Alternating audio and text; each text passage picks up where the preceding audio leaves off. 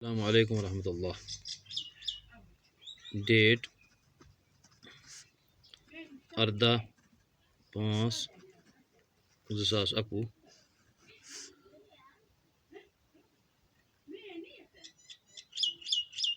Class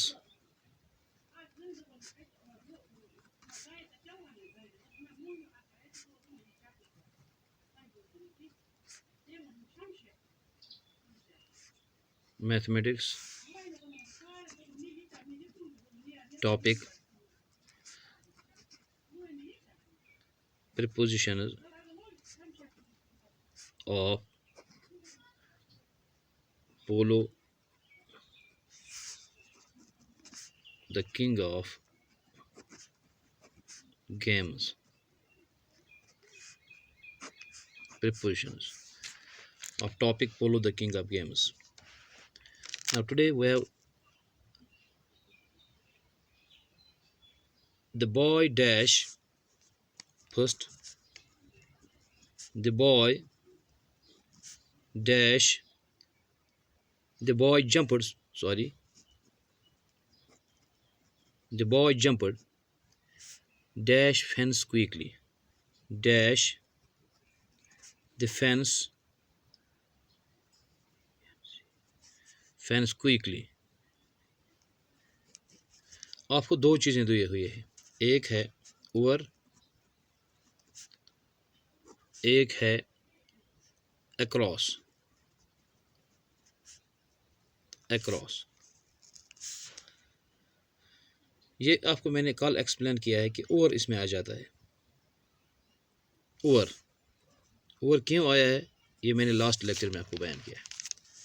अब दूसरा है यहाँ पर जो मुझे आज सिखाना है, the players. The players quarreled, the players quarreled dash themselves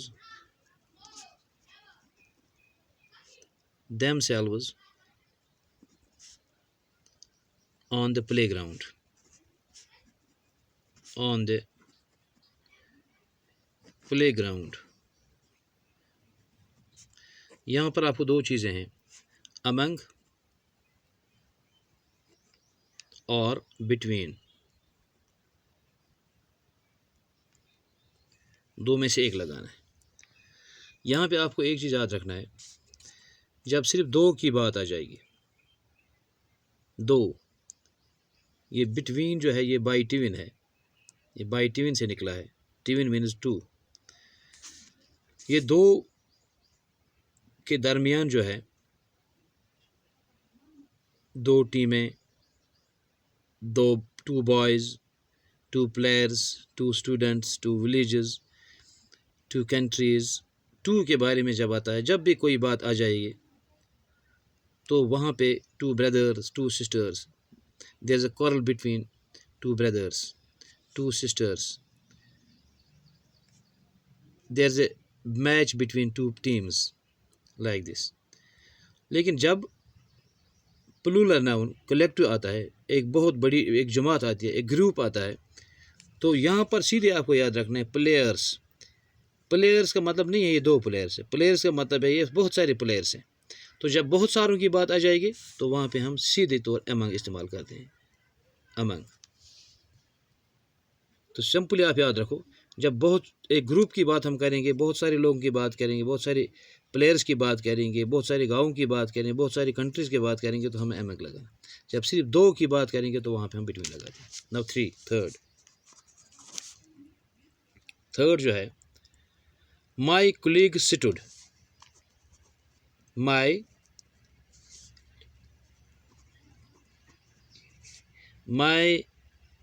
colleagues, COLLEAGUES, colleagues stood, ये स्टैंड से निकला है, स्टैंड, स्टूड, जो मैं बार बार आपको लेसन में बोलता था, it is third form of verb. Stand, stood, second form of verb and third form of verb. My colleague stood me dash me in my hour of grief, in my hour of grief, यानी कि मेरे दोस्त जो है तकलीफ़ के घंटों में मेरे साथ है, तकलीफ़ के वक्त मेरे साथ है, मेरे साथ खड़े हैं। तो मेरे साथ होना, इसके लिए दो चीज़ें हैं, विथ एंड बाय। ये दोनों बहुत क्लोज हैं, लेकिन फ़र्क है, यहाँ पे बाय इस्तेमाल हमें करना पड़ेगा। बाय क्यों? बाय इसलिए है कि यहाँ पे वो स्टैंड नहीं है कि एक लाइन हमने बनाई है, जैसे हम क्लास में बनाते हैं, प्रेयर में बनाते हैं, एक लाइन हम बनाते हैं, एक लड़का दूसरे के साथ कंधे से कंधा मिलाकर खड़ा होता है, तो उसके लिए हम विथ लगाते हैं। In that means a physical contact. So जब हम एक इमेजिनरी कंटैक्ट जब हम कहते हैं, एक ख्याली कंटैक्ट जो है, उसके लिए हम बाय इस्तेमाल करें। He stands by me, that means any time he can help me, any time he is with me, any time. इन मुख्तलिफ अंदाज़ों में हम इसको सोच सकते हैं। So by is our thinking, it's our intention कि वो मेरे साथ है, वो मेरे साथ खड़ा है।